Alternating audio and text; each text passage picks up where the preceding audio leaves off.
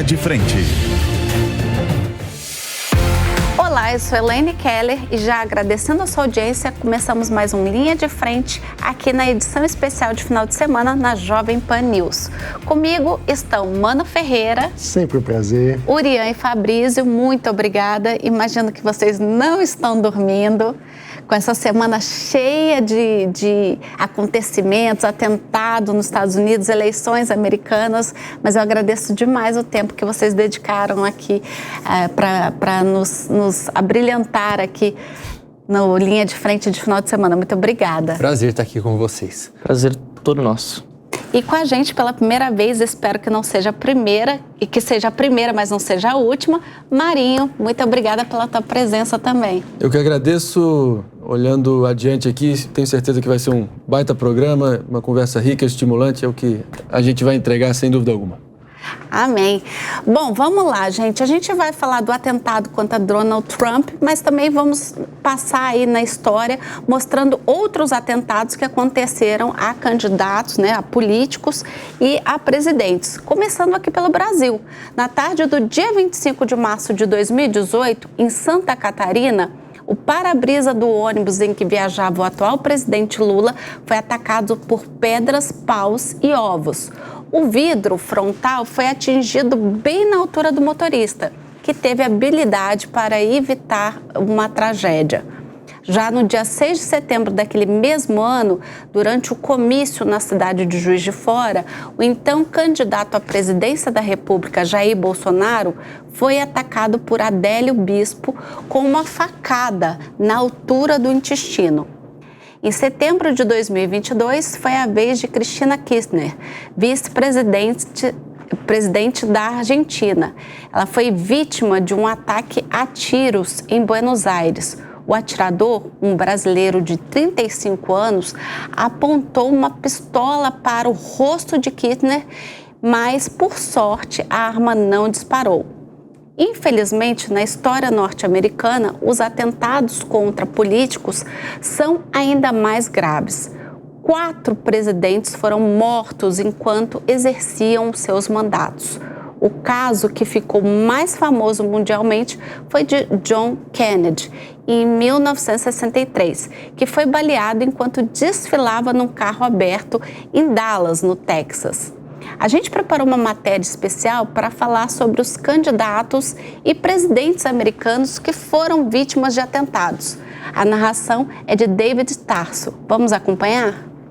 Apesar do susto envolvendo o ataque a Donald Trump, a violência política não é novidade nos Estados Unidos. O histórico do país inclui o assassinato de 4 presidentes americanos em pleno exercício de mandato. O primeiro a ser alvo de um atentado e morrer foi Abraham Lincoln, em 1865. O republicano foi baleado na cabeça em 14 de abril daquele ano, enquanto assistia a uma peça de teatro em Washington. O presidente não resistiu aos ferimentos e morreu no dia seguinte, aos 56 anos. Menos de 2 décadas depois, em 1881, outro presidente republicano também foi baleado na capital americana. James Abraham Garfield foi atingido em uma estação de trem e morreu meses depois, aos 49 anos, devido a complicações que foram causadas por uma infecção. Em 1901, William McKinley foi alvejado enquanto cumprimentava o público em uma exposição em Nova York. Também presidente republicano, morreu aos 58 anos de uma gangrena causada pelos ferimentos. E um dos casos mais emblemáticos foi o assassinato de John Kennedy em 1963. O presidente democrata tinha 46 anos quando foi baleado com 2 tiros, um na cabeça, enquanto desfilava em carro aberto. O homem acusado de atirar, Lee Harvey Oswald, foi morto 2 dias depois.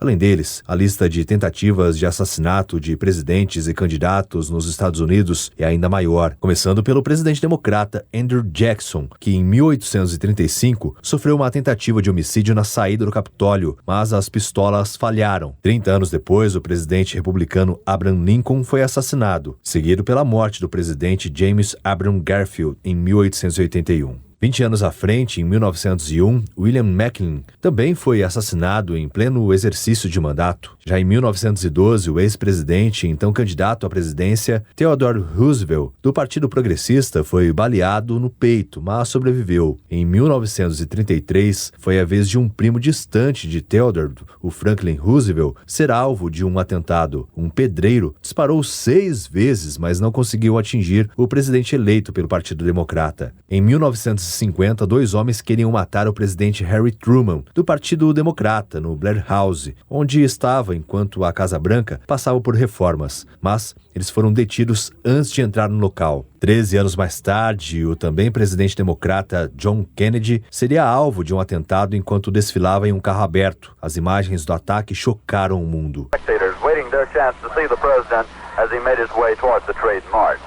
It appears as though something has happened in the motorcade route. Something, I repeat, has happened in the motorcade route. O assassinato de John Kennedy é alvo de teorias da conspiração até os dias de hoje. 5 anos depois, em 1968, o candidato à presidência e irmão de John Kennedy, Robert Kennedy, também sofreu um atentado. O democrata foi atingido por 2 tiros na cabeça e morreu no dia seguinte. Em 1972, outro candidato à presidência do Partido Democrata foi alvo de ataque. George Wallace foi ferido, mas sobreviveu e se afastou da disputa eleitoral. Em 1975, o presidente republicano Gerald Ford foi alvo de 2 atentados no estado da Califórnia em menos de um mês, mas ambas as tentativas falharam. Já o também presidente republicano Ronald Reagan também foi atingido ao sair de um hotel em 1981, mas passou por uma cirurgia de emergência e sobreviveu. Em 1994, foi a vez de Bill Clinton, presidente democrata, ser alvo de uma tentativa de disparo, mas ele não foi atingido e sobreviveu. Em 2005, um homem lançou uma granada contra o republicano George W. Bush, mas o artefato não detonou.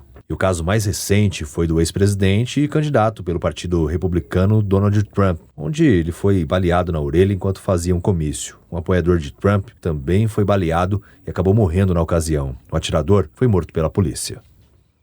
E justamente o ataque mais recente, que foi de Donald Trump, que é o tema central do debate de hoje, eu vou começar já passando a bola aqui para o meu colega Mano. Mano, não podemos dizer que foi a questão da polarização, né, que a gente vê aí em todo mundo, o responsável aí por esse último atentado de Donald Trump, porque como a gente viu aí na reportagem de David de Tarso e falamos aqui sobre o ataque a Bolsonaro, ao ônibus do Lula, a Cristina Kirchner, quer dizer, não é um ataque por conta da polarização. Como é que a gente pode explicar por que tantos ataques a políticos, né? Olha, na história americana, esse é um fenômeno, infelizmente, muito frequente, né? Esse foi o 11º atentado contra um candidato ou presidente nos Estados Unidos. E também o equilíbrio entre o tipo de filiação partidária é quase parecido, né? São 5 de um lado, 6 do outro.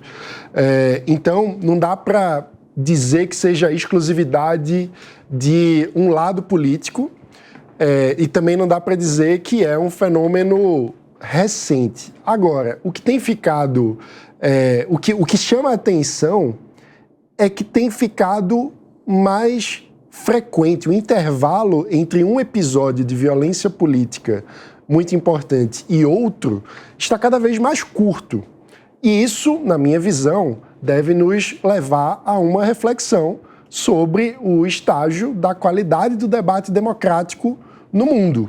Eu diria que há uma correlação entre o grau de deterioração da democracia, no sentido de o quanto que as pessoas são capazes de reconhecer a legitimidade dos seus opositores e a violência. Então, em outras palavras, apesar da violência não ser um fenômeno exclusivo de quando há um problema de deterioração da confiança na democracia ou na sociedade, não tem como dizer que quando o clima social vai ficando mais conflagrado, esses acontecimentos acabam se tornando mais frequentes. E isso é um alerta importante, porque no fim das contas vale lembrar que a política na democracia é a substituição da guerra, no sentido de que é uma forma pacífica de mediar conflitos. Quando a gente abre mão de tentar resolver as diferenças através do diálogo e passa a tentar resolver com base na bala, é sinal de que a política não está sendo capaz de cumprir o seu dever. E isso é muito arriscado, porque a democracia é exceção na história humana. É muito mais frequente haver tiranias, ditaduras e guerras. Vocês concordam ou querem acrescentar alguma coisa? Eu concordo. Eu acredito que a gente fala muito em polarização, mas a gente define pouco, né? Polarização é quando as opiniões políticas, elas vão tanto para o extremo que aquelas do meio que pegam elementos positivos dos dois lados acabam desaparecendo e cada vez mais se tornando irrelevante. Então, polarização, de forma geral, é positivo porque ela estimula o debate, ela é parte da democracia. O resultado desse debate, ele é aí unido, como se você colocasse tudo dentro de um saco, e isso vai ser transformado em política pública para agradar o maior número possível de pessoas. Na polarização extrema, que é o que a gente tem observado tanto no Brasil, nos Estados Unidos também, isso alcançou um nível no qual não adianta mais, né? Você não discorda só do outro, você tem que acabar com o outro. A existência do outro ameaça a sua própria existência. E isso é fomentado por pessoas, principalmente, e aí eu já começo a apimentar a nossa conversa, principalmente pessoas do discurso do campo do Donald Trump, que eu arrisco dizer sim, por mais que isso renda em um cancelamento, mas ele é vítima de um sistema que ele mesmo ajudou a inflamar. Ele, ao longo dos anos, ele tem colocado lenha na fogueira. Então, em diversas ocasiões, quando outros ataques políticos ocorreram, dos quais ele não era diretamente responsável, mas, por exemplo, o caso do Paul Pelosi, que é marido da Nancy Pelosi, que é uma rival política dele, que foi atacado com martelo, beirando aí, ficando em um estado bastante grave. O Trump, várias vezes, ele debochou disso. Então, é o tipo de coisa que, quando acontece em uma democracia, principalmente uma democracia liberal, ele tem que ser rapidamente condenado, até para você não entrar num ciclo vicioso de deterioração dessa democracia. Então, é uma pena que isso tenha acontecido com ele e é uma democracia que precisa urgentemente ser reparada para que não comece a acontecer também com efeito dominó em outros lugares, em outras democracias ainda mais fracas. E aí eu já vou passar para você mesmo, Uriam, e depois eu até quero ouvir um pouquinho o Fabrício, e fique à vontade também. Pode falar, Marinho. Posso entender? Claro. Acho que se a gente for tentar se pautar pela coerência sempre e tentar realmente ter uma visão mais representativa possível do que os fatos e como eles se apresentam, eu acho que a gente não pode tapar os olhos para a fonte desses ódios, de onde está vindo essa corrente que pulsa tão forte aí na corrente sanguínea americana e também, claro, com esses exemplos citados mundo afora. Eu trago, por exemplo, o representante da Louisiana, Steve Scalise, foi alvejado no meio de um jogo de beisebol republicano, isso por um extremista democrata. Então, a radicalização não conhece fronteiras ideológicas e infecta.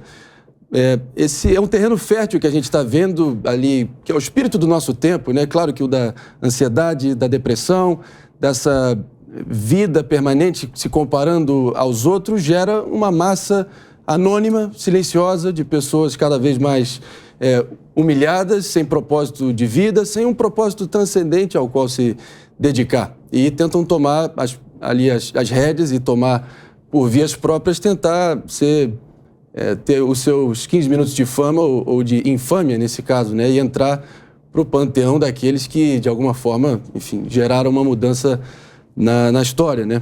E é isso que a gente poderia ter visto com Thomas Crooks, é isso que a gente viu também, claro, em vários exemplos aí, que são repletos aí ao longo da história, mas os democratas estão longe de serem santos também, inflamaram essa retórica incessantemente, empecharam 2 vezes o Donald Trump, impeachment esse que não foi adiante, não teve fruição.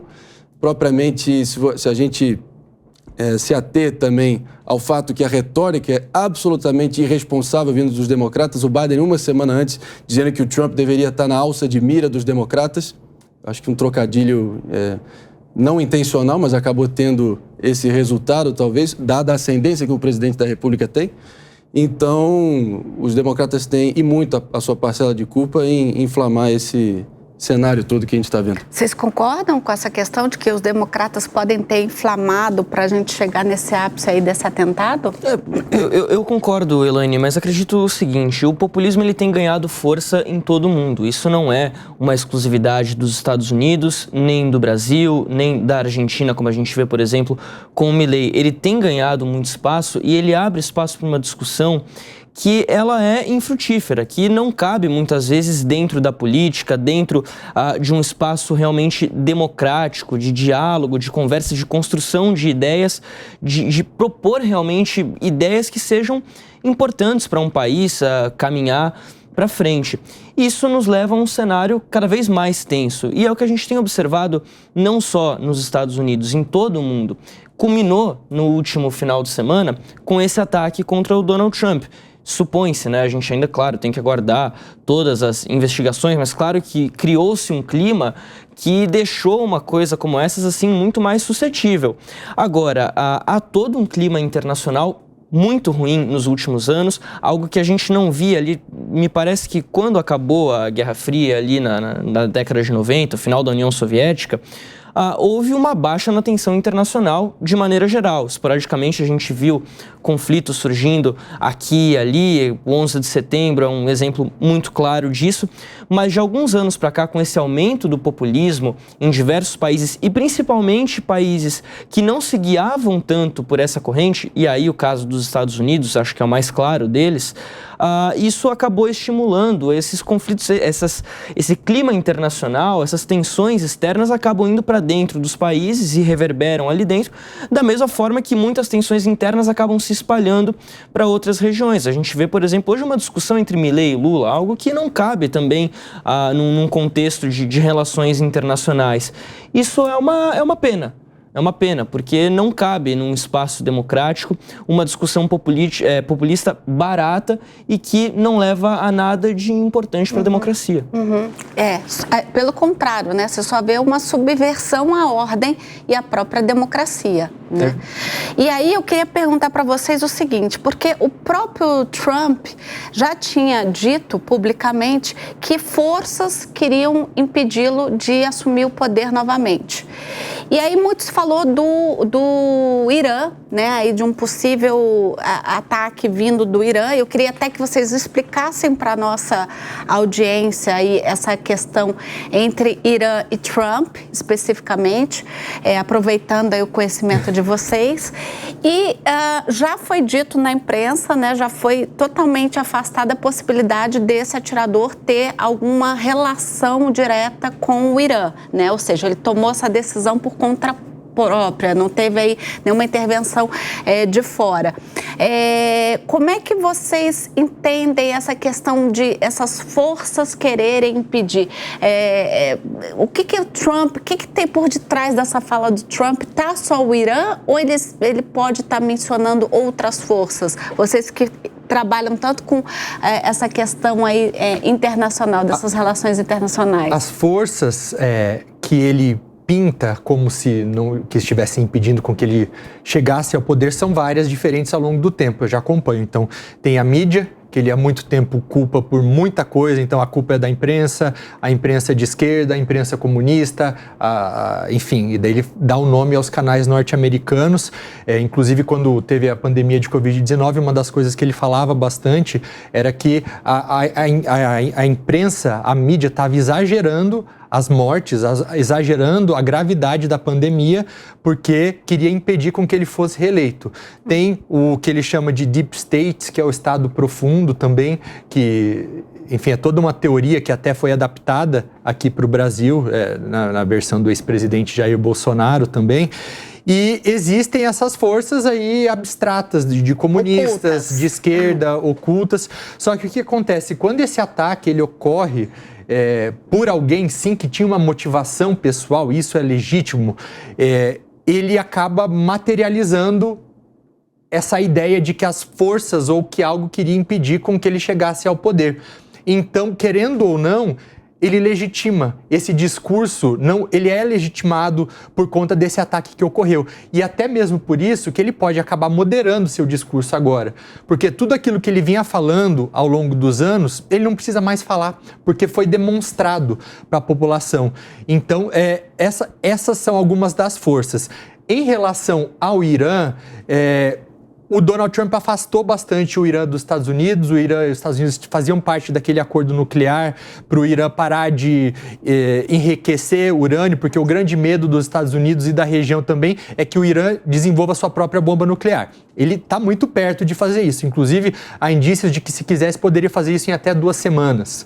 Só falta decidir.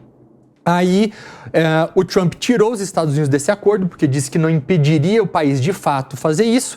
As sanções contra o Irã aumentaram, então o ódio aos norte-americanos no Irã acabou aumentando também. E acontece que agora é eleito um presidente mais reformista, mais moderado. Então, um presidente no Irã que está longe de ser liberal, está longe de ser democrático também, tá? Mas nesse contexto iraniano, que é uma teocracia, é um pouco mais próximo do que o Ibrahim Raisi, que foi quem morreu no acidente de helicóptero. Então, alguém que está mais disposto a dialogar com os Estados Unidos agora, que já falou que teria essa possibilidade de acontecer, quando vê a possibilidade do Trump voltar, enxerga um distanciamento entre Irã e Estados Unidos.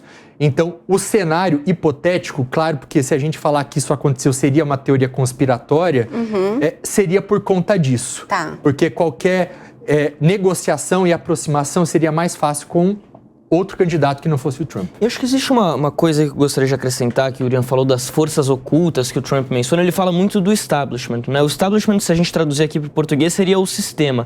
Esse é um termo muito vago. O sistema pode ser qualquer coisa e abre espaço realmente para que, depois de um ataque como o que aconteceu na última semana, a gente tenha aqui uma série de teorias da conspiração, de que poderia ter sido o Irã, poderia ter sido a China, poderia ter sido qualquer coisa, quase que literalmente, né, Elaine? Então, acho que abre espaço em um país que é um terreno muito fértil para teorias da conspiração. A gente comenta até hoje, as pessoas comentam até hoje sobre a morte do Kennedy, baseado em teorias da conspiração. O caso de 1963, não foi ontem, foi há muitas décadas atrás. Sim. Então a gente até hoje vai alimentando essas teorias da conspiração, e quando você tem um discurso contra o establishment, que há um establishment, sim, há um establishment, mas é algo muito indefinido, muito vago. Isso abre espaço também para que essas forças ocultas acabem ficando ainda mais fortes. Ainda tratando dessa questão aí do Irã especificamente, queria fazer um cenário aqui de futurista, vai analisar um pouco, fazer uma previsão, tá? Se o Trump assume como presidente, se ele ganha as eleições, vocês veem que essa relação com o Irã, ela pode ficar um pouco mais endurecida, e isso pode gerar algum impacto, principalmente ali na região onde a gente já tem um conflito entre Israel e Hamas? O passado deixa lições, né, Elaine? Se a gente analisar friamente toda a paz, assim, em termos relativos, claro, a paz que reinava na região durante os 4 anos do governo Trump, os acordos de Abraão ali, enfim, frutificando naquela região, trazendo monarquias ali do Golfo mais moderadas ali para poderem finalmente normalizar relações diplomáticas com Israel. Isso foi talvez um dos grandes legados diplomáticos da era Trump. Até onde eu sei, houve nenhum massacre de proporções bíblicas ou talvez muçulmanas nesse sentido, com perdão do trocadilho, como a gente viu o Hamas perpetrando naquele fatídico 7 de outubro em Israel. Então, foi inegavelmente um período de maior paz reinando naquela região. Se você me permite, queria só contar uma história aqui para a nossa audiência. Ali por volta de janeiro de 2020, foi quando forças do exército americano georreferenciaram a localização do Qassem Soleimani, ele que era general da Guarda Revolucionária Iraniana, e definitivamente alvejaram ele e eliminaram ele. Ele era visto como uma figura quase mítica, messiânica ali, muito associado aos ayatollahs. Eu estava, por acaso, naquela região, em viagem, eu estava em Beirute, no Líbano, onde todas as células do Hezbollah, que são ali uma espécie de preposto, vamos dizer assim, terrorista do Irã. Ali, né? Covardes que são os ayatolás e toda a guarda revolucionária, sempre ficam usando essas buchas de canhão, sejam os Houthis no Iêmen, o Hezbollah no Líbano e, enfim, na Judéia e Sumária, entre outras células terroristas que são de radicais islâmicos, de modo geral, na região. Eu lembro que assim que eu saí do aeroporto de Beirute rumo ao centro da cidade, na medida que a gente foi saindo do aeroporto, ali a principal rodovia era impressionante como tinha uma fileira quase interminável, quilométrica de pôsteres com um fundo preto, o rosto assim carrancudo do próprio Soleimani e uma inscrição em árabe em sangue vermelho, como nós teremos a nossa vingança.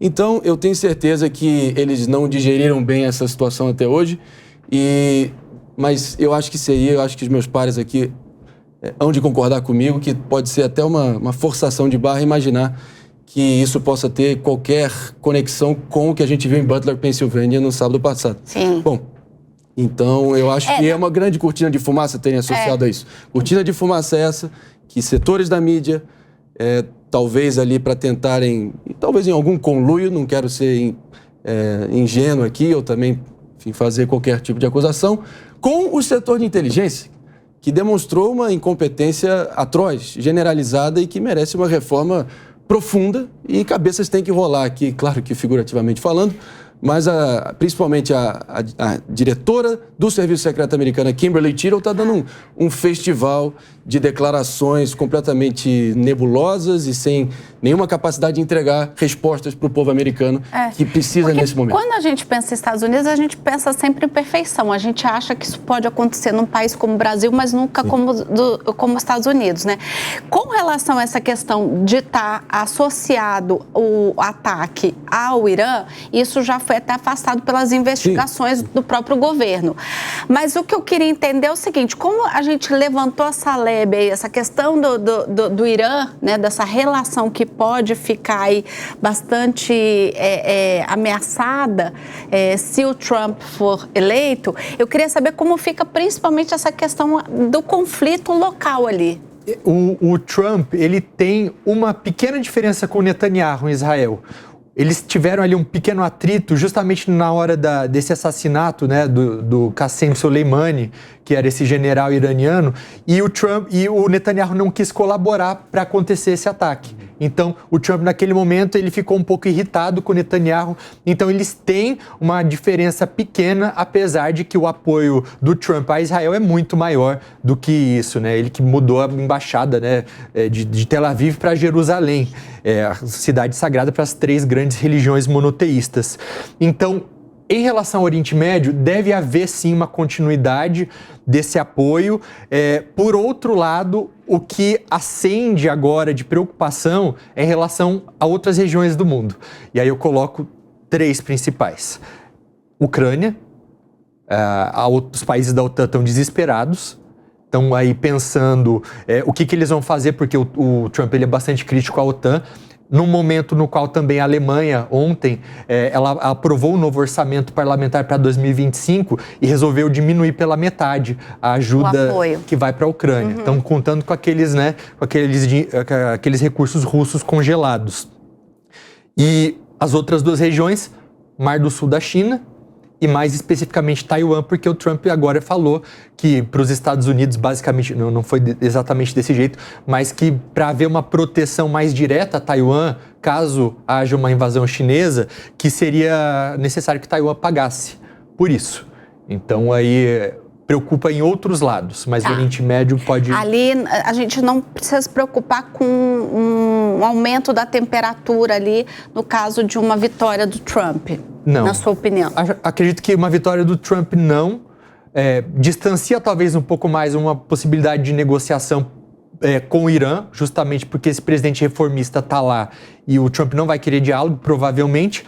Mas o risco continua de outras formas também, como é o caso do próprio Hezbollah com Israel, que está aumentando o clima. Então, a gente está falando de grupos terroristas que querem guerra. Então, o risco continua. E vale a pena mencionar que a política é feita de personagens e personalidades. E fundamentalmente o Trump, que foi forjado ali talvez nos ambientes mais hostis de negociação, que é o setor imobiliário em Manhattan, ele é um sujeito, fundamentalmente, antes de qualquer outro traço, ele é um sujeito transacional.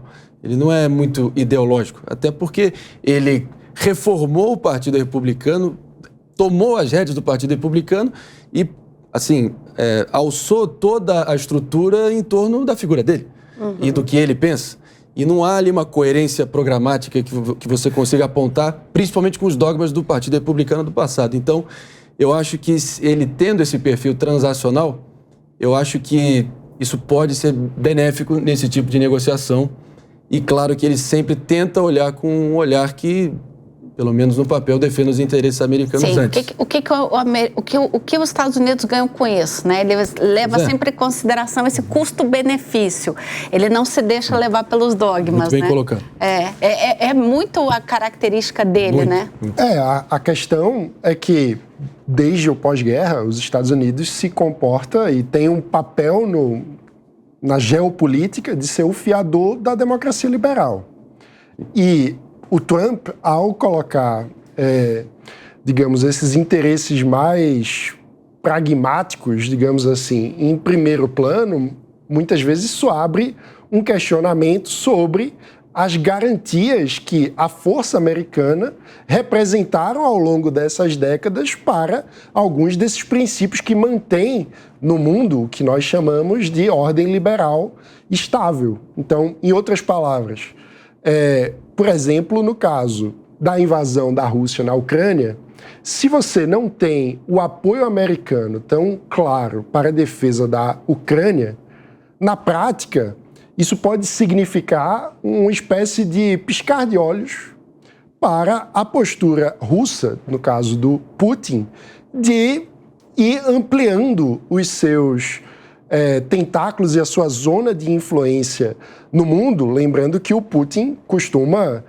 falar com o saudosismo dos tempos da Grande Rússia, com uma ideia de ampliar a sua influência para além dos limites do seu próprio território, a ponto, por exemplo, de se sentir no direito de, como chefe de Estado russo, de tentar impedir que seus países vizinhos, que em tese deveriam ser países soberanos e autônomos, façam tratados livres, como, por exemplo, a ideia da Ucrânia de entrar na OTAN é interpretada na visão do Putin como uma espécie de afronta à própria soberania da Rússia, o que é um contrassenso em termos de ordem liberal, onde os países deveriam ser respeitados em sua autonomia e soberania nacional.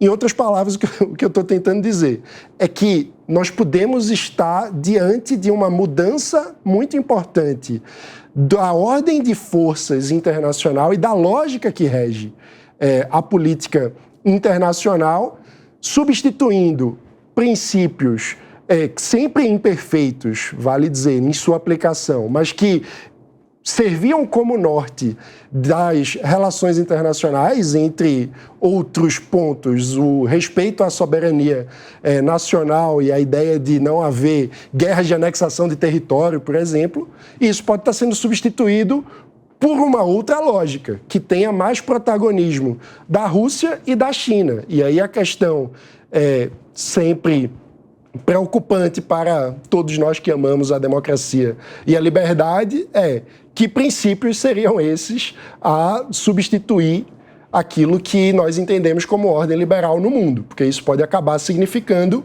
a lei do mais forte, mais guerras, a invasão de Taiwan, a anexação da Ucrânia, a invasão de possíveis outros países na fronteira da Rússia, mais instabilidade e possivelmente mais mortes. Isso que o Mano está falando é o grande temor da União Europeia e da OTAN, né? Dizem os líderes europeus que caso a Rússia tenha sucesso na sua invasão à Ucrânia, que ela não para na Ucrânia, que ela seguiria não só em direção àqueles países ali fronteiriços, mas em direção à Europa, ao mundo ocidental e que poderia tentar expandir o seu controle naquela região. Esse é o grande temor. Que, aliás, esse é um pesadelo. Eu entendo muito pouco dessa questão geopolítica, mas esse me parece um pesadelo muito antigo da Europa, porque geograficamente ali é o caminho para a Rússia tentar dominar a Europa. Né? Pois é, a gente teve uma movimentação da Finlândia esse ano, por exemplo, falando que é um país fronteiriço à Rússia, dizendo que vai aumentar, inclusive, o número de tropas, porque a inteligência finlandesa teria descoberto um plano realmente russo de não parar de fato na Ucrânia, de daqui a alguns anos, quando a guerra contra a Ucrânia esteja, digamos assim, estabilizada, que eles iriam seguir em direção a outros países e poderia começar por aí. A Finlândia é talvez um dos elos mais fracos da OTAN. Tranquilamente a gente poderia dizer isso, até pelo tamanho de território, enfim, forças militares, claro. E o que o Mano estava falando faz sentido, que também é uma preocupação que muitos líderes europeus já se manifestaram, líderes das democracias liberais já se manifestaram, que uma vitória russa na Ucrânia legitima, por exemplo, uma invasão chinesa a Taiwan. É uma discussão muito antiga entre China e Taiwan, está parada na ONU há muito tempo, nunca se decide nada muito concreto sobre isso, mas de fato os Estados Unidos sempre se posicionaram desde o pós-guerra como grande fiador da democracia liberal no mundo.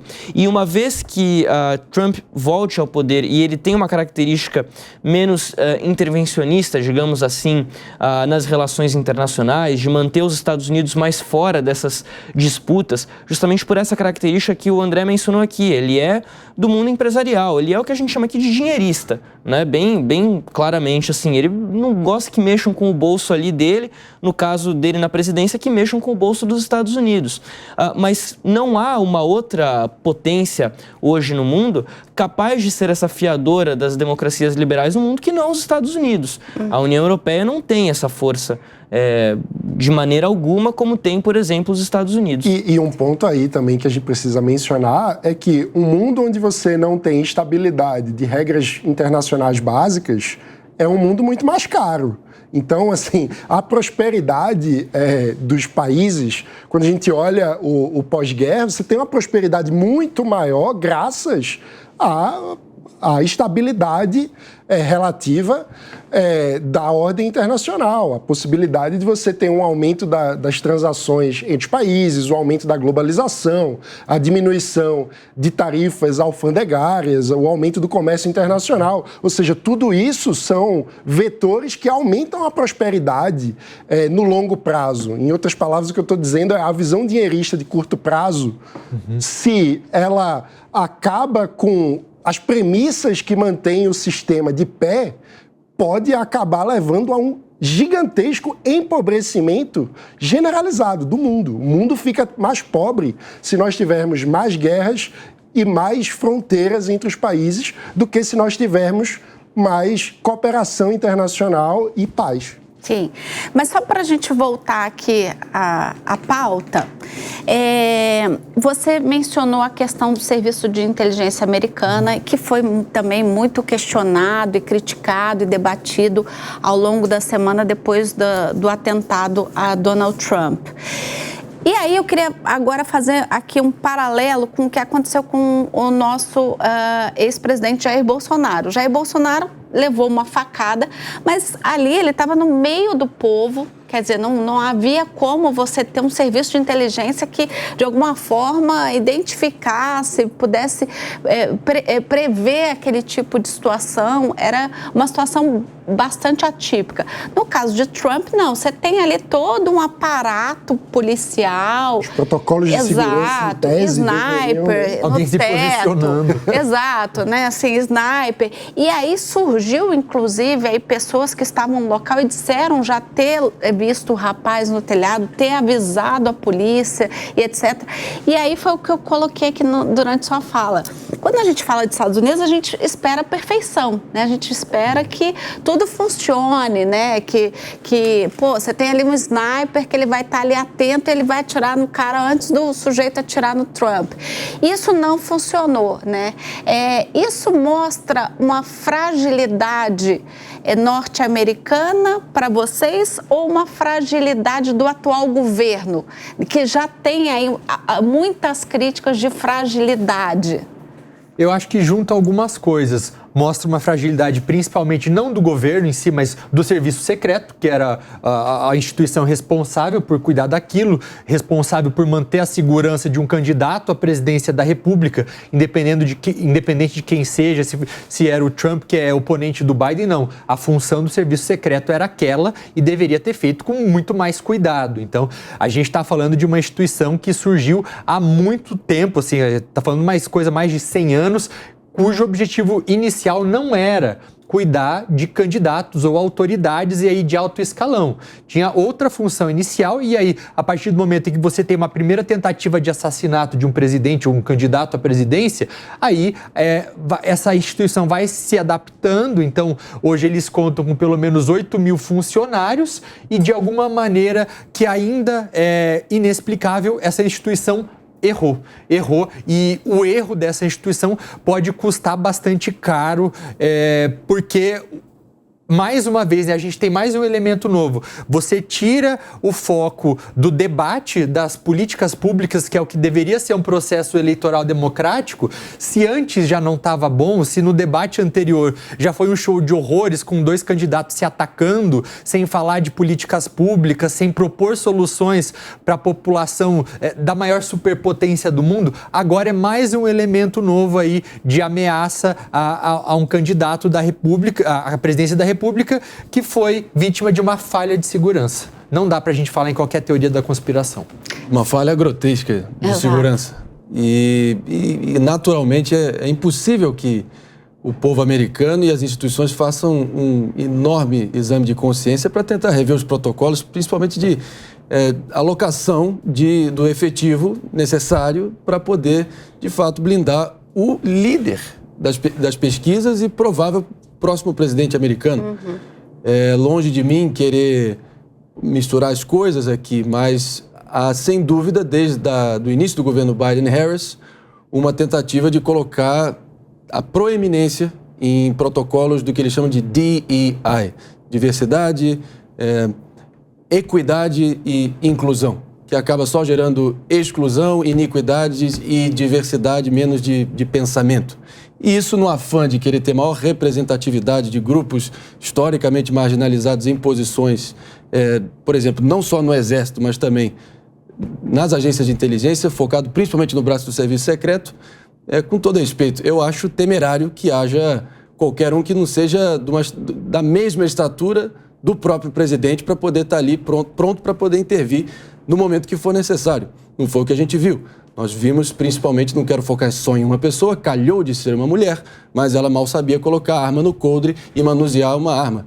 Ela claramente estava ali, enfim, desesperada. E também não quero fulanizar apenas nisso, porque o fato em si é o que é imperdoável. E, desculpa, aconteceu no pior momento. Estamos falando de 43 milésimos, um leve girar de cabeça, e hoje a gente podia estar diante de um fato paradigmático como o assassinato do arquiduque Francisco Ferdinando da Áustria em 1914 ou do próprio presidente Kennedy em 63. Mas o anjo da guarda dele estava de prontidão, né? Se a inteligência americana não estava, o anjo da guarda estava firme. Mas não é possível que eles recorram ali de sopetão, de imediato, tentar dizer que, não, o casarão que o Thomas Crook estava posicionado era muito íngreme. Pelo amor de Deus, tem vaca que sobe de vez em quando nesses lugares. Eu tenho até um vídeo aqui mostrando que é totalmente plausível alguém poder estar ali, no mínimo que seja inclinado, por menor que seja a inclinação, não cola. Desculpa. Não, até porque parece que algumas pessoas festival de trapalhadas. Comunicaram que tinha esse sujeito no telhado. Mais de 20 minutos já tinha identificado a posição dele. Exato. Várias pessoas apontando. Um dos vídeos que circularam, uma das mulheres gritando até o sobrenome dele. Crooks, what are you doing? Crooks, o que você está fazendo? O que você está fazendo? Bom, Sim. Muitas interrogações ainda no ar. Sim. E foi como o Fabrício disse. Num país onde eu possa, assim, claro que é uma estimativa, mas facinho, dada esse longo rol de traumas a nível nacional, que de 10% a 15% do eleitorado seja totalmente propenso a deglutir a próxima teoria da conspiração que seja oferecida a eles. E o que acabou de acontecer é um prato cheio. Eu vou até aproveitar, porque nós temos a foto que ficou, vai entrar para a história, né? Foi a foto emblemática desse caso, já que você falou da policial.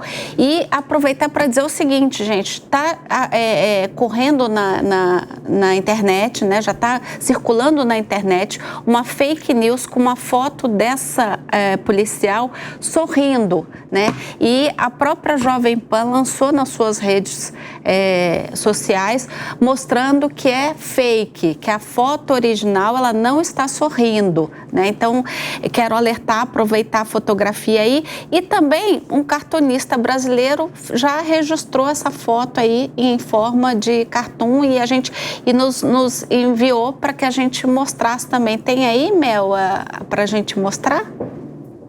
Ela vai colocar aí no ar. E essa foto ficou histórica, Eu posso destacar uma coisa que eu acho interessante, porque trata-se de... Olha só. Ficou bem bonita, né? Mas a foto é uma belíssima obra de um fotojornalista. Sim. Da Associated Press, vencedor do Prêmio Pulitzer, ou seja, um símbolo do jornalismo profissional que geralmente é alvo de ataques no discurso do Trump. E, no entanto, estava prestando serviço público, né, à sociedade e ao mundo, registrando esse acontecimento histórico com tamanha precisão e, ouso dizer, com beleza artística, né? Porque essa foto é uma obra de arte que acredito que vai ganhar mais um Pulitzer, vai render mais um Pulitzer para o fotógrafo. Sim. Inclusive, ela já começou a ser monetizada já pela própria apoiadores do Donald Trump. Camiseta, caneca. Então, promessa aí de mandar 100% do lucro para a campanha do Donald Trump. Então, é algo que realmente, se você tivesse combinado para fazer uma sessão de fotos, não teria saído. Está usando essa imagem na campanha dele, porque de fato ficou uma imagem muito emblemática, né? Não vamos dizer bonita, porque é uma situação muito chata, mas você tem ali, exatamente, você tem a bandeira dos Estados Unidos, você tem o Trump com o punho cerrado, né? Parece até aquelas obras paradigmáticas de Revolução Francesa. Da Marianne, os grandes ícones. Exatamente. Um dos consensos é que, definitivamente, em todos os livros didáticos de história, essa foto vai estar figurando com certeza absoluta. Mas eu acho que... Por que eu acho que ela aconteceu? Eu acho que aí entra num componente muito da psique do próprio Donald Trump. Nos últimos... Vamos lá, acho que quanto tempo ele já está na política? Ele está desde 2016, uns 8 anos, certo? Já vai para a terceira nomeação dele como candidato republicano, isso por si só é histórico, é raro. Seria apenas o segundo presidente, caso eleito, a servir 2 mandatos não consecutivos. O outro foi o Grover Cleveland, ali no final do século retrasado. Mas eu só estou dizendo isso porque na década mais ou menos ali, na primeira década do milênio, ele entrou assim de cabeça no mundo do entretenimento, do show business, que era algo que já era uma tendência muito natural, inata a ele. Mas ele foi lapidando todos os dotes para o show business quando ele comandou o Aprendiz. E isso foi uma escola ali, a gente sabe que trabalha na comunicação, que timing é tudo. E eu acho que faz parte do DNA dele ter essa questão da imagem para a posteridade, dele estar sempre ali produzindo imagens icônicas, como a gente tem visto em Milwaukee, em Wisconsin, na Convenção Republicana, que está, assim, vindo de elogios de todo o espectro político, quão bem está sendo produzida a convenção. E isso é uma veia principal do que ele faz. Eu só estou mencionando tudo isso para dizer, o sujeito que acaba de ter da parte superior da orelha direita dele, decepada, ele próprio descreveu como se fosse o maior mosquito da história do planeta Terra invadindo a orelha dele. E ele tem a sagacidade de, uma vez alvejado, subir e botar o punho em riste, e eu acho que isso é muito particular a ele e revela o timing dele e a capacidade dele já antever que era um momento histórico por si só e que seria paradigmático olhando adiante. Eu duvido, por exemplo, e eu digo aqui sem emitir nenhum juízo de valor, até porque foi muito mais oneroso a nível fisiológico a facada do gesto translocado do Adélio Bispo ali no auge da corrida eleitoral de 18, que o próprio Bolsonaro, que é um sujeito mais turrão, mais na dele, menos afeto a esse tipo de sacadas ou de grandes, demonstra... Ele não é muito hábil nesse departamento. Apesar de, claro, ter toda a mitologia memética em torno dele, isso foi muito mais orgânico do que propriamente ele atraiu ou foi de caso pensado, premeditado. Já o Trump, acho que tem isso muito bem assim, inserido em como ele se conduz. Pelo menos no momento ali, né, nos primeiros instantes depois desse caso, acho até que foi um dos pontos que a gente falava aqui de teoria da conspiração, que acabou pesando um pouco contra no sentido contrário também, né? Porque quem olhou, viu o Trump ali erguendo o pulso logo depois de ouvir um barulho de tiro, pensou, pô, isso é armado. Foi muito instintivo. Foi muito instintivo. E ele tem essa facilidade de comunicação, até por isso que ele se coloca como um dos grandes líderes populistas do seu tempo aqui, do século XXI, indiscutivelmente. Ele tornou a política, para concluir, Uriana, imagino até que você vai concordar, mas o Trump conseguiu uma característica muito rara na política dos Estados Unidos, que é torná-la personalíssima. Você não tinha um líder republicano assim dessa magnitude, ou mesmo democrata, tão forte quanto ele nas últimas décadas, tranquilamente falando. É verdade. Não tem como discordar disso. Ele conseguiu fazer isso, ele ocupou o Partido Republicano, tanto é que nesses 3 dias de convenção agora, não era uma reunião normal onde se discutiam políticas públicas, ideias. Era um culto à personalidade do Donald Trump. Eram pessoas subindo ao palco para dizer como o Trump é maravilhoso, como o Biden acabou com o país. Então, você transformou um dos 2 grandes partidos da maior democracia do mundo em uma instituição que cultua a imagem de uma pessoa, é algo que, sem também juízo de valor, mas que é mérito dele. Seja moral ou não, é mérito dele. Ele conseguiu fazer isso, era algo que ele estava se propondo. E voltando para a foto também... Inclusive, o pessoal agora foi na convenção com curativo. Exatamente. Qualquer convenção republicana é o momento máximo de consagração para um político, ainda mais uma convenção presidencial. É o Oscars do partido. É lógico que vai ter um fator ali de pirotecnia, de confete, de grandes produções, holofotes. Enfim, então acho que tentar fazer com que uma convenção seja um recorte fiel do que de fato representa o movimento trumpista, que sem dúvida alguma tem um componente de culto à personalidade, eu acho que pode ser um pouquinho uma forçação de barra, dado que eu acho que numa convenção você se propõe a sublinhar as diferenças com o seu adversário e a gente não pode esquecer, oposição essa que tem tentado pintar Donald Trump, e é aí que vem principalmente as forças necessárias que talvez motivaram o Thomas Crooks a tentar levar às próprias mãos esse atentado, tentando pintar o Donald Trump como a reencarnação de Adolf Hitler. Desculpa, isso é irresponsabilidade total. Mas isso foi pelo próprio vice dele. Nós vamos falar disso no segundo bloco. Oi? Nós vamos falar disso no segundo bloco. Ele fala, você queria contrapor aí um... Não, eu realmente acho que houve uma ocupação, sim, do próprio Partido Republicano, que perdeu alguns dos seus valores essenciais. E que valores eram esses? Era de você ter um conservadorismo tradicional, que é você aceitar que algumas mudanças podem acontecer ao mesmo tempo que você tem um pé atrás em relação a diversas outras. Isso não é algo mais que a gente observa ali. O que a gente observa na figura dele é uma democracia iliberal. A grande inspiração dele e do vice dele são o Viktor Orbán na Hungria, que é uma pessoa que está há quase 14 anos no poder, que corroeu todas as instituições democráticas da Hungria, que é pró-Rússia. Inclusive, ele assinou agora mesmo um acordo com a OTAN, dizendo que a Hungria não vai mais atrapalhar a ajuda da OTAN à Ucrânia, mas em troca também não vão precisar ajudar ativamente. São essas pessoas que eles admiram. Então, não dá para falar que não. É um projeto de corrosão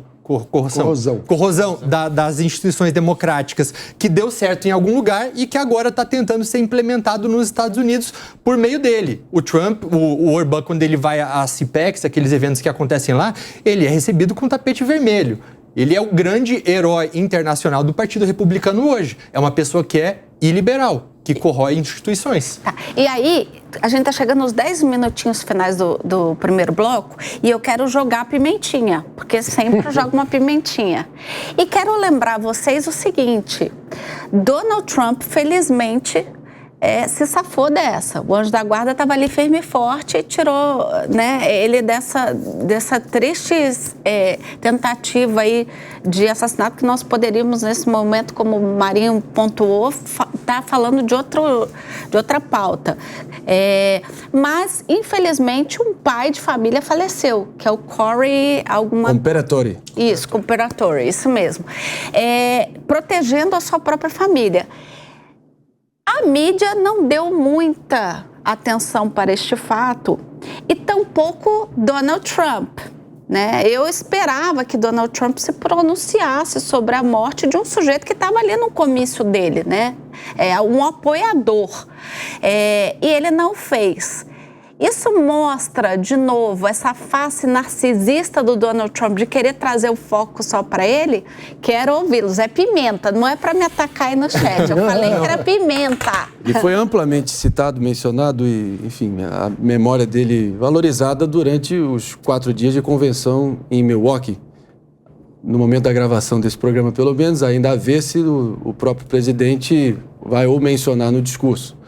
Mas, a ver, eu acho que, sem dúvida alguma, se você não tem uma pedra no lugar do coração, eu acho que você alia o caso dele, 2 pilares fundamentais ali que deveria, enfim, é a medida de um homem admirável, né? Primeiro, a participação cívica. Ele estava ali exercitando o seu direito a apoiar quem ele bem entender e estava ali, enfim, se engajando politicamente. Isso é admirável. Você não se divorciar do destino do seu próprio país e fazer sua contribuição. E eu acho que o voto, o engajamento político e cívico, o Mano tem certeza, todos aqui concordam, é fundamental.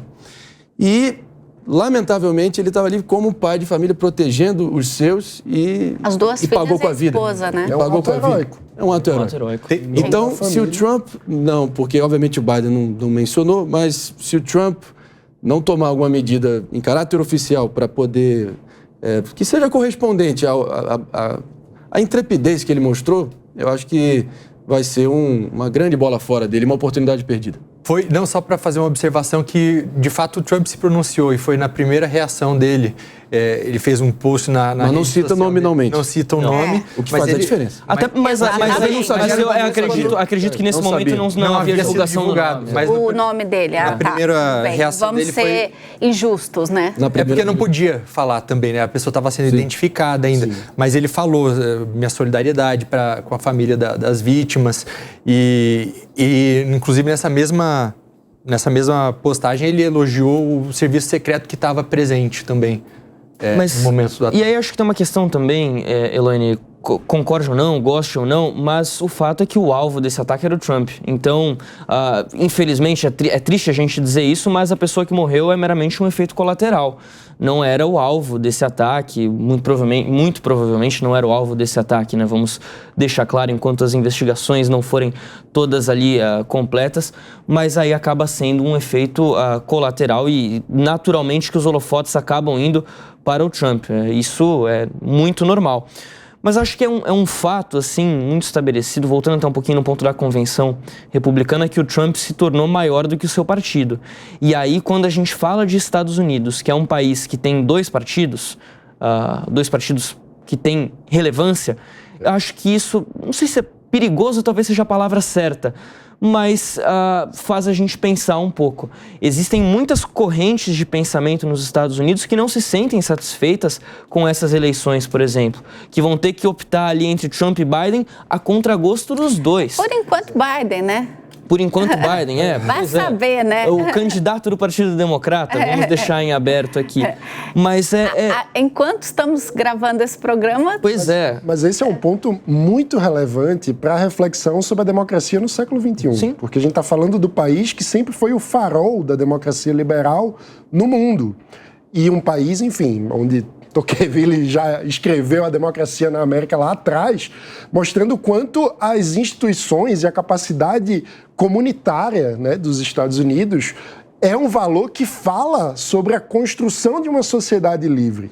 E quando esses arcabouços institucionais são substituídos por pessoas, que são algo muito menos complexo e sofisticado na história humana, né? Porque quando a gente pensa ao longo da humanidade, você tem muito mais a figura do grande imperador, do grande ditador, do que de sofisticadas construções institucionais de mediação de conflitos e interesses, que são os partidos numa democracia. Então, o fato de, no século XXI, com todas as mudanças sociais, de economia digital, de dinâmica de redes sociais, os principais partidos do mundo na democracia americana não estarem conseguindo responder à altura os anseios da sociedade como instituição, é algo que tem que nos fazer refletir sobre o futuro da democracia. O que precisamos do ponto de vista de inovação institucional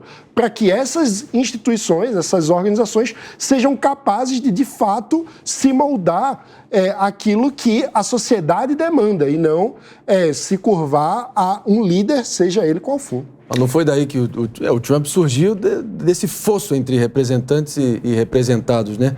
Ali os Estados Unidos, assim como o Brasil em algum grau, você lidando com seus compatriotas como se fossem estrangeiros do próprio país. Exato. Como se os anseios e os desejos, os sonhos do cidadão médio em Manhattan seja muito mais em linha com o cidadão em Milão ou Amsterdã do que propriamente em Oklahoma. Então foi daí que foi o terreno necessário para fenômenos como o Brexit, como o Trump, etc. Então, de quem é a culpa, será? De onde é que tem que vir essa inovação institucional para que haja uma oxigenação desse consenso, para que haja uma reformulação? Porque talvez a gente fala em instabilidade desses princípios como se eles fossem sagrados, mas eles falharam, os alicerces foram carcomidos, talvez foram subvertidos ali por conchavos, por uma deturpação do princípio original, que justificavam a criação desses alicerces da sociedade. Então, estou falando de órgãos multinacionais, de transnacionais. Eu acho que esses alicerces o ponto da democracia é que nos princípios da democracia, nos princípios do liberalismo que geram as instituições da democracia, está o princípio de que as sociedades precisam ser abertas, ou seja, que precisam ser capazes de serem permeadas pela realidade do povo. E a gente acabou vendo a consolidação de estruturas burocráticas que muitas vezes acabam funcionando como grupos de interesse que respondem mais à sua própria sobrevivência do que a essa necessidade de abertura. Quando a gente olha partidos no Brasil, por exemplo, quando a gente vê as elites partidárias usando fundos partidários... Não são representativos da população. Exato. E aí o ponto é como que a gente consegue reabrir essas estruturas para que elas de fato estejam permeadas pelas inovações da sociedade e pelos novos anseios, inclusive para produzir resultados institucionais de construção de um senso comunitário, ou seja, daquilo que, diante de toda a diversidade humana que é muito comum e natural, nos mantém unidos como povo, que é algo que cimenta as relações políticas em qualquer nível institucional. Sem sombra de dúvida. Bom, antes de darmos continuidade e falar do J.D. Vance, acertei agora, que é o vice escolhido para Donald Trump, né? Aliás, escolhido pelo próprio Donald Trump para ser seu vice. Eu vou passar a bola aqui rapidinho para o meu amigo Marinho para contar como é que está sendo a experiência de apresentar o Morning Show. Né? Nessa nova etapa, se deu uma identidade toda sua, né? O Morning está todo repaginado, você deu a sua identidade. Oculta a personalidade?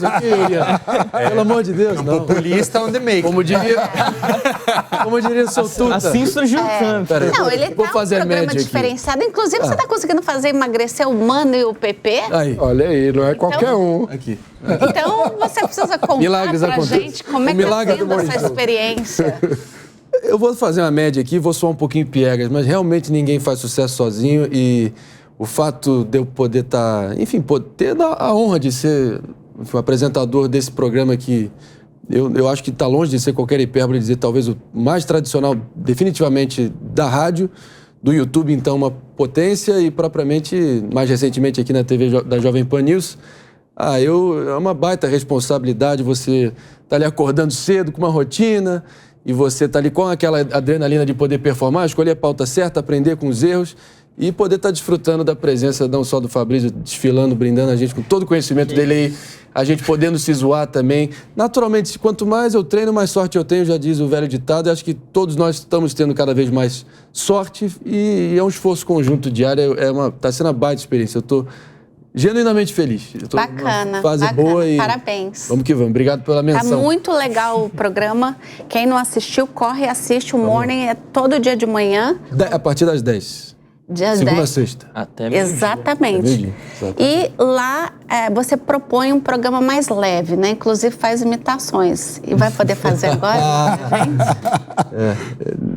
Do Trump. Well, I'm here at the line of the front, believe the front line, so great, the best show ever. Just the second best, The Apprentice, #1, believe me, so great. Elaine Keller, she's a great woman. You take a look at her, she's so beautiful. Thank you so much. So great. Vamos falar então do seu vice? Fabrício. Well, why not? J.D. Vance. I just took the first 2 letters. I'm a very cost-efficient guy. I just took P.E. from stupid Mike Pence and just put V.A. Vance. So great. That's a businessman mentality. Something up here. Depois o Fabrício fará a tradução. Simultânea já foi, né? Faz aquela voz de Herbert Richards aqui. Faz. As 2 primeiras Que, aliás, eu vi que esses Eu te dei as primeiras. Quando aconteceu o atentado, quem entrou traduzindo foi o Fabrício. Eu falei, conheço essa voz. Estamos em todas as frentes, inclusive aqui no Linhas de Frente.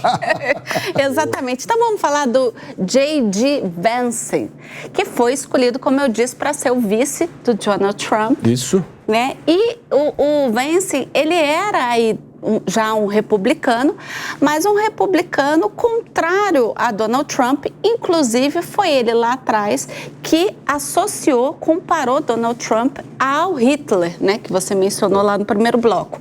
E ele é escritor de um livro, uma autobiografia, né, que conta aí sua história, sua infância muito pobre, virou best-seller, filme inclusive, né? E nós fizemos uma matéria especial. A Mel tá demais, ela agora faz matérias para o Linha de Frente, só no final de semana, viu, gente? Vamos acompanhar? Faltando menos de 4 meses para as eleições nos Estados Unidos, o Partido Republicano oficializou os nomes dos candidatos na disputa. Donald Trump voltará à briga por votos, dessa vez com J.D. Vance como candidato a vice. Vance tem 39 anos e é senador de Ohio desde o ano passado. Mas há um fato curioso. Inicialmente, o agora candidato a vice era um crítico de Donald Trump. Em 2016, Vance lançou um livro onde conta histórias sobre a própria vida e com relatos sobre a classe trabalhadora dos Estados Unidos. Nas eleições daquele ano, J.D. chamou Donald Trump de heroína cultural e acusou o republicano de, abre aspas, levar a classe trabalhadora branca a um lugar muito sombrio, fecha aspas. Na época, Vance chegou a dizer que votaria em Hillary Clinton caso Trump tivesse chances de concorrer. O discurso mudou durante as eleições de 2022, quando Vance decidiu disputar uma cadeira no Senado americano. O então candidato mudou o tom, pediu desculpas pelas declarações anteriores e se colocou como defensor de Trump, adotando inclusive posturas rígidas sobre temas apoiados pelo ex-presidente. No primeiro discurso como vice de Trump, Vance rasgou elogios ao ex-presidente. Is so simple and yet so powerful. A visão do presidente Trump é muito simples, mas também muito poderosa. Senhoras e senhores, nós estamos cheios de ficar atendendo a Wall Street. Nós vamos nos comprometer com os trabalhadores. Estamos cheios de importar mão de obra estrangeira. Nós vamos lutar pelos cidadãos americanos, seus bons empregos e bons salários. Estamos cheios de comprar energia de países que nos odeiam. Nós vamos produzir energia aqui, com trabalhadores americanos, na Pensilvânia, em Ohio e por todo o país.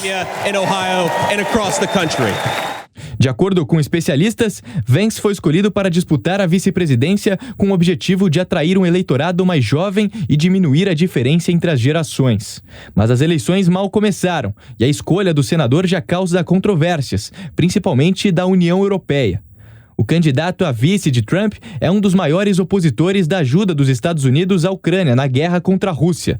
JD já disse que acha ridículo que o país esteja focado neste conflito e afirmou que realmente não se importa com o que acontece com a Ucrânia. Diplomatas e políticos europeus têm demonstrado preocupação com as críticas de Vance e já disseram que preparam mudanças nas relações com os Estados Unidos caso Donald Trump volte à presidência. Pois é, como a gente viu aí na matéria, um dos fatores que pode ter pesado para a escolha de Vance é justamente o fato dele ser mais jovem, porque há muita crítica hoje a Joe Biden pela idade, né? A questão do etarismo, dele estar muito esquecido, com a saúde muito fragilizada. E, convenhamos, Trump também está bem próximo de idade ali com Joe Biden. 3 a menos. Exato, muito embora esteja aparentemente mais vital, mas ele está ali muito próximo. Então, um dos pontos que possivelmente ele poderia ter escolhido Vance é justamente por ser um jovem ali salvo engano, ele é do centro ali dos Estados Unidos, meio oeste, né? É isso mesmo, Fabrício. Vou começar por você e depois fiquem à vontade aí para... Eu acho que passa por aí também, Elaine, são vários fatores. A gente começa acreditando, eu pelo menos vejo da seguinte forma, o Trump apostou no trumpismo. Havia até uma expectativa, principalmente depois do atentado, porque o nome foi guardado às 7 chaves, ninguém sabia até o momento que realmente foi anunciado isso na última segunda-feira. Havia uma expectativa de que, principalmente depois do atentado, que pudesse ser um nome mais centrista, mais moderado, digamos assim, mas o Trump foi numa linha ali de um Trump mais novo, um Trump 2.0 hoje, né? Porque 8 anos atrás era outra figura do J.D. Vance, como a gente falou aqui, né? O J.D. Vance chegou a comparar o Trump com o Hitler. Isso numa mensagem que ele mandou para um amigo no Facebook, muito amigo, que revelou as mensagens depois, diga-se de passagem. Então, o Trump aposta numa figura muito parecida com a dele. Me parece até que isso corrobora com essa ideia de que ele se tornou maior do que o partido, porque agora, poucos dias após a nomeação, a gente já fala do J.D. Vance como um potencial candidato para as eleições de 2028. Uma semana atrás, ninguém iria pensar numa coisa dessas. Então, me parece muito claro que a ideia do Trump, o nome do Trump se fortalece perante ao Partido Republicano, já pensando numa futura eleição lá em 2028. É algo que deixa isso bem claro. O J.D. Vance tem a característica de conversar com as Big Techs, que o Trump tem uma dificuldade, tem a característica ali de ser de Ohio, do meio oeste americano, onde o Trump ganhou em 2020 com muito aperto contra o Biden, foram 61 votos do colégio eleitoral contra 57. E é uma região mais agrícola também. Né? Uma região que historicamente é mais republicana. 61 que a vantagem... contra 57, qual número você se refere? Dos 9 estados do meio oeste americano. Boa, somando os 9 estados, a conta foi essa. E é uma região que, historicamente, o Partido Republicano vai um pouquinho melhor, né? Então, sabendo que as eleições são apertadas, imagino que ele tenha ido também muito por essa linha. Tá. E você, Urian, o que você acha? O que determinou a escolha? Eu acredito que poderia ter sido uma escolha que foi feita até 5 minutos antes do anúncio. Porque, estrategicamente falando, até então, o que faria sentido? Alguém que o complementasse. Então, alguém de um grupo minoritário, uma mulher, um negro, um latino, justamente para balancear aquela impressão que ele passa de alguém, de um homem branco, republicano, conservador. Então, alguém para trazer um equilíbrio. Mas latino não, porque ele não gosta dos latinos. Aí ia ser existiam dois nomes. Existiam dois nomes ali. Mas não ia forçar muito a corda, não, porque no primeiro mandato dele, a grande ponta ali, a calcanhar de Aquiles dele foi justamente o ataque ali aos latinos, o muro que ele quis construir ali com o México, enfim. Mas você tem, inclusive, muitos latinos que querem votar no Trump, pessoas já com green card, porque não querem que outros latinos venham e... É verdade isso. E ocupem, tirem os empregos deles. Mas eu digo que muda depois do atentado, porque o Trump, ele materializa, né, aquilo que ele falava até então, de que haviam forças que não queriam que ele chegasse ao poder. Ele, a partir de então, ele não precisa Não estou falando que ele não vai fazer isso, mas ele não precisa continuar com um discurso radical igual ele tinha antes. Ele pode moderar para o alvo dele passar a ser os indecisos, as pessoas mais moderadas, as pessoas de centro. E aí, agora, já não há mais a necessidade de ter alguém que vai complementar. Pode ser alguém que vai complementar de outras formas. Por exemplo, no caso do atual vice, é alguém que fala com a classe trabalhadora, que ainda, querendo ou não, é uma dificuldade do Trump, porque ele faz parte de uma elite nova-iorquina. Então, agora, um vice que vai poder continuar com aquele discurso que o Trump tinha, mais de confronto, nesse momento agora, depois do ataque, faz sentido. Eu acho totalmente superestimado, sinceramente, o impacto que uma escolha de vice tem no resultado final da eleição. Claro que é o nosso trabalho aqui repercutir, porque é notícia e ele está na linha de sucessão, mas na prática, ali no que eu costumo me referir à eleição americana, nada mais é que você montar um quebra-cabeça matemático numa aula de geografia.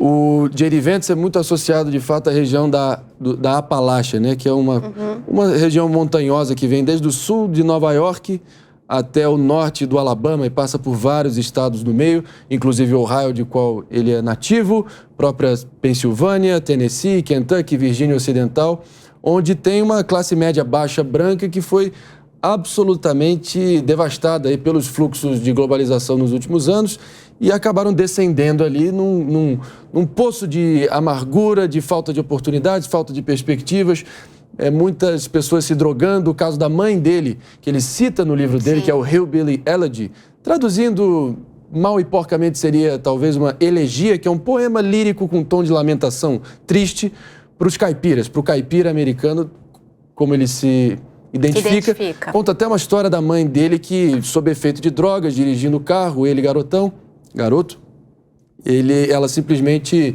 num surto, ameaçou tacar o carro dele sobre uma ribanceira ali pelo despiandeiro abaixo. Caso ele parasse de falar com ela, sendo que ele estava num tom ameno, ele se taca para fora do carro e tenta se esconder na casa de um vizinho. E como a experiência pessoal dele tão dramática reflete a história de tantos outros nessa região tão esquecida. E o Trump apelou diretamente no que ele mesmo se referiu como os homens e as mulheres esquecidos, né, especialmente do meio oeste, que foi a chave para a vitória dele. Se não me engano, foi menos de um Morumbi lotado que o elegeu em 2016, na vantagem que ele teve nos 3 estados-chave do Cinturão de Ferrugem, Wisconsin, Michigan e Pensilvânia, certo? E ele precisa recuperar esses 3 estados que, por muito tempo, foram ali um reduto democrata, até por muito tempo referido como o muro azul dos democratas, ou seja, era ali, Obama venceu 2 vezes, o próprio George Bush, se não me engano, perdeu as 2 vezes para o próprio Kerry e Al Gore, Bill Clinton também consolidou isso, então, por muito tempo o meio oeste estava inacessível e o discurso do Trump voltado para essa região especificamente foi definitivo na vitória dele e vai ser, assim, condição sine qua non para ele poder voltar à presidência. Agora, eu acho, sinceramente, que nem Ohio e Michigan são notórios por terem uma rivalidade grande. Então, não sei se um garoto de Middletown, Ohio, necessariamente vai ser capaz de mobilizar os eleitores de Michigan só pela proximidade geográfica, entendeu? Eu acho que é mais complexo e não é tão automático esse tipo de conversão, só pela origem dele. Mas, se a gente se escorar nas evidências, quem fez a keynote speech, que talvez seja considerada o discurso inaugural da Convenção Republicana, foi o chefe do Teamsters, que é o maior sindicato dos Estados Unidos, sindicato dos caminhoneiros.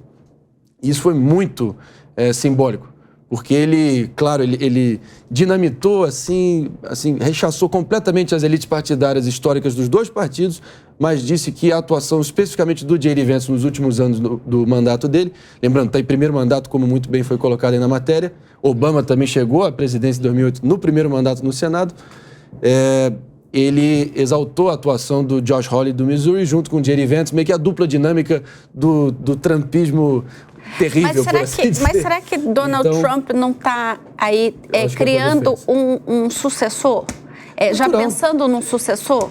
E isso era uma grande interrogação, né? Eu quero ouvir meus pares também, mas eu acho que ficava aquela grande dúvida. Será que ele vai ter ali a visão de longo prazo e não vai ser muito autocentrado ao ponto de poder pensar em alguém que realmente possa encampar uma campanha de sucesso em 2028, ser o herdeiro natural da tocha do movimento Make America Great Again? Ou será que ele vai botar ali um pastel de vento só para poder não roubar os holofotes dele?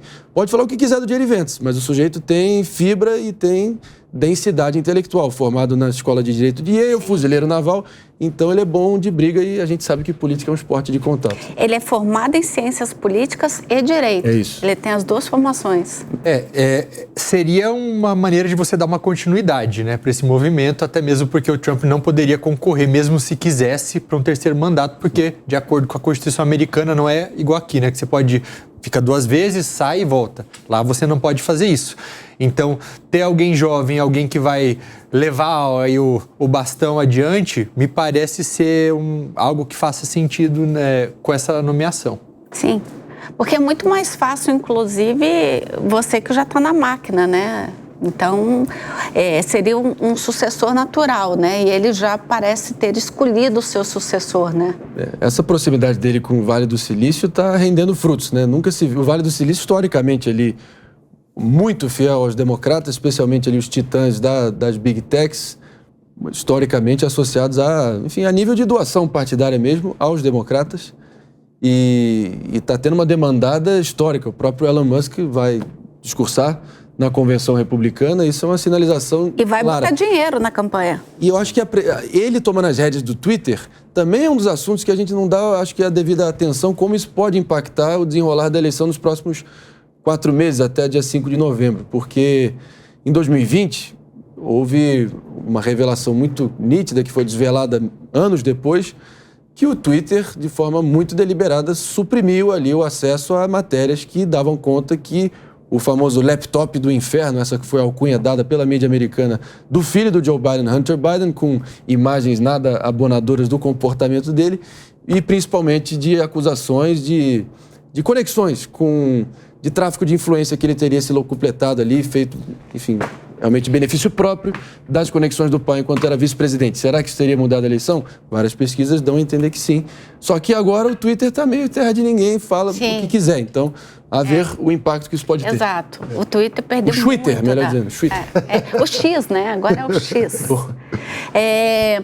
Maninho, vou começar com você, a minha última pimenta do programa, né? Por aqui, né, em terras brasileiras, o nosso ministro Lewandowski disse que o atentado só mostra que deixar o porte de arma, né, ou seja, legalizar, deixar a população ter acesso às armas, pode ser um perigo para a democracia. Queria ouvi-los sobre esse pensamento, né, essa fala do ministro Lewandowski. A começar por você, Maninho. Olha, existem países com regulações muito diferentes a respeito do porte de arma. Não acho que seja essa a grande questão definidora sobre a saúde da democracia.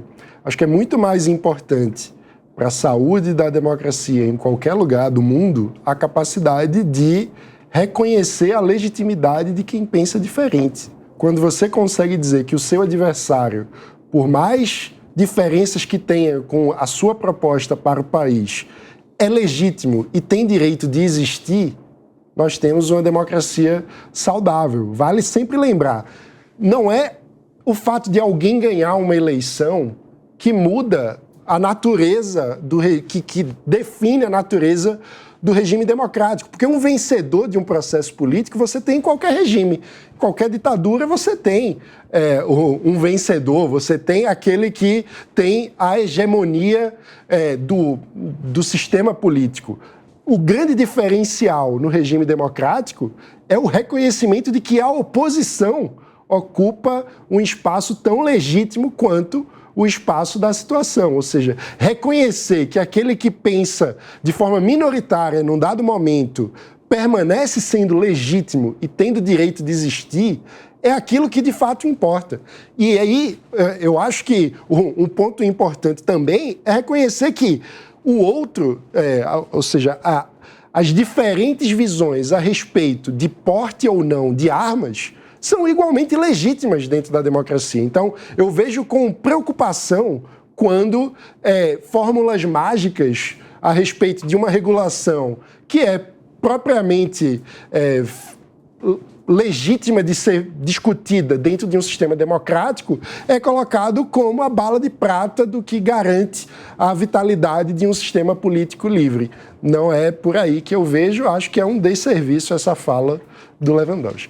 30 segundinhos para cada um falar sobre a sua fala. Eu sei que é difícil, mas vamos orar lá. Eu vejo que me parece uma fala um pouco rasa, assim, você já querer culpar isso que aconteceu, a liberação do porte de arma. Você ignora diversos outros elementos que ajudaram com que esse atentado acontecesse. Tanto aqueles erros de segurança, quanto também a inflamação da política nacional. Então, não dá para atribuir apenas a isso, mas eu acredito que ainda mais importante também, se algo tivesse que ser culpado por isso, eu diria que é você sempre querer terceirizar a população à segurança pública. Sim. Então, isso é que é perigoso. Exatamente, concordo. Fabrício, 30 segundos. Eu concordo com essa análise de que a população não tem essa responsabilidade da segurança pública. Acho que isso é vital. E eu não vejo correlação entre porte de armas e atentado à democracia, necessariamente. Nós temos históricos de golpes de Estado acontecendo, ou tentativas de golpe acontecendo em países... Porque,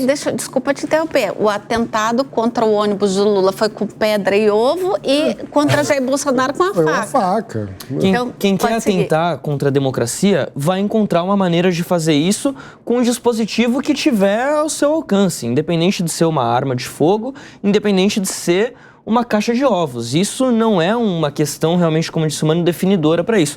Me parece realmente que foi uma fala rasa do ministro Lewandowski. Não vejo, e acho que não há realmente no mundo algo que ajude a comprovar. A experiência internacional acho, não define isso exatamente como algo muito exato. Muito pelo contrário. A gente tem exemplos aqui no Brasil. Houve uma tentativa de golpe sem armamento liberado para a população. Nos Estados Unidos, o ataque ao Capitólio é um país onde há porte de armas liberado. Ou seja, é uma discussão até um pouco já quase que vazia, Elaine.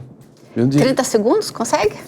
Vamos lá, eu diria que vai além. Não é que está liberado, é codificado ali na segunda emenda da Constituição Americana, enfim, que ergue o acesso a armas para proteção da sua família, o direito à legítima defesa, que é diferente do povo tomando as rédeas para a segurança pública, que realmente é sagrado, é fundamental, é inerente à experiência americana. Então, os fatos são coisas teimosas. A esmagadora maioria dos incidentes de homicídio nos Estados Unidos são gangues contra gangues. Claro que essas tragédias acontecem mais do que deveriam e os dois lados, nas suas respectivas tribos políticas, fecham os olhos para ter o mínimo de consenso nesse sentido. Mas se você olhar friamente também, o exemplo de Suíça, um país armados até os dentes, a maior população civil per capita armada, e o Japão dos menos, são dos mais seguros. Até que ponto você consegue traçar uma linha clara nesse sentido? Mas, sinceramente, vindo do ex-ministro Ricardo Lewandowski, do Supremo e atual da pasta da Justiça e Segurança Pública, confesso que não surpreende, sempre se revestindo desse manto de protetor e fiador da democracia, participando do governo que chegou ao poder como tal, mas que fica só na retórica, né? E como, enfim, o pai da audiência de custódia e também, em grande parte, um rastro aí associado à impunidade no Brasil. Não surpreende. Quero agradecer demais a presença de todos vocês, a presença e a audiência de vocês que acompanharam o Linha de Frente desse final de semana. Nós voltamos semana que vem. Jovem Pan, jornalismo independente. Tchau, tchau. A opinião dos nossos comentaristas não reflete necessariamente a opinião do Grupo Jovem Pan de Comunicação. Realização Jovem Pan News.